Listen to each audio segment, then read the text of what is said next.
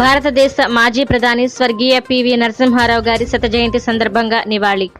బ్రాహ్మణ ప్రముఖులు, బహుభాషా కోవిదుడు, తత్వశాస్త్రవేత్త, రాజనీతి ప్రజ్ఞాశాలి,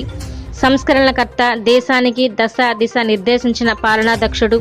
అన్నిటికీ మించి తెలుగు నేల నుంచి ప్రధాని పీఠాన్ని అధిష్ఠించి తెలుగు జాతి కీర్తిని ఖండాంతరాలు వ్యాపింపచేసిన కర్మయోగి పివి నరసింహారావు గారిని స్మరించుకుంటూ 101వ జయంతి సభా కార్యక్రమంలో మన గుంటూరు 32వ డివిజన్ కార్పొరేటర్ ఈచంపాటి వెంకటకృష్ణాచారి, బ్రాహ్మణ నాయకులు బంద శశిధర్, చాణక్య రీడింగ్ నిర్వాహకులు విద్యావేత్త ఇక్కుర్తి వెంకట్, మైనార్టీ నాయకులు షేక్ కాసిం, ఐటీ సతీష్ తదితరులు పాల్గొని నరసింహారావు గారి చిత్రపటానికి పూలమాలలు వేసి విద్యార్థులకు స్వీట్స్, పండ్లు పంపిణీ చేశారు.